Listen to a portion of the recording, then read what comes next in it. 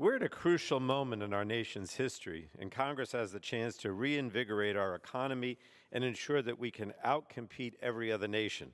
The America Competes Act will put us on a course to lead the pack in creating the strongest and most advanced economy of the 21st century. And today's actions move us one step closer to making this legislation a reality. Over the past 40 years, America's manufacturing sector has lost market share to economic competitors like China. This decline in manufacturing, coupled with the COVID-19 pandemic, has led to severe supply chain disruptions across our economy that have raised prices for consumers. And as the chairman of the Energy and Commerce Committee, I'd like to highlight several important provisions in the America Competes Act that will help reverse this trend, strengthen our economy, bolster our nation's supply chains, and ensure that more critical goods are made right here in the United States.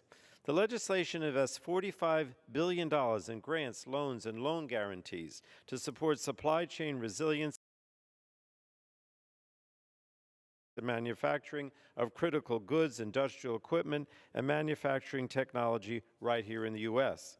It also invests $52 billion for the CHIPS for America Act, incentivizing private sector investments in semiconductor fabrication. And this funding will help eliminate disruptions in the semiconductor supply chain from abroad that have hurt American automakers, medical supply chain companies, and manufacturers of heavy machinery.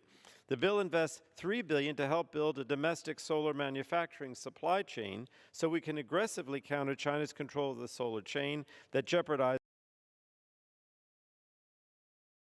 our energy security interests. The bill also keeps our electric grid secure and resilient in the face of evolving cybersecurity and physical security threats.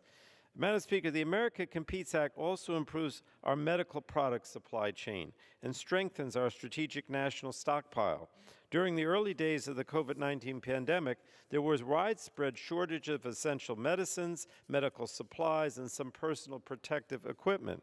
This legislation increases our domestic drug manufacturing base by expanding the use of advanced and continuous manufacturing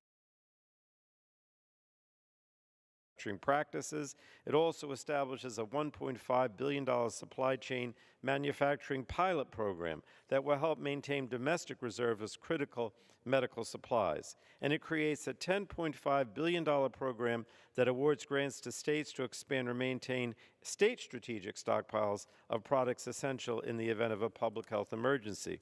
And finally, Madam Speaker, the America Competes Act will help innovate our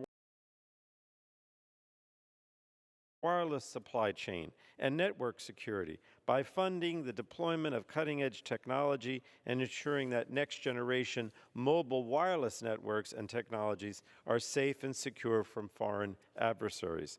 So, Madam Speaker, for far too long, America has relied heavily on other nations to manufacture critical goods essential to our economy. That must come to an end as we work together to reinvigorate our manufacturing base and create new good-paying jobs here at home. And thank you again. I yield back.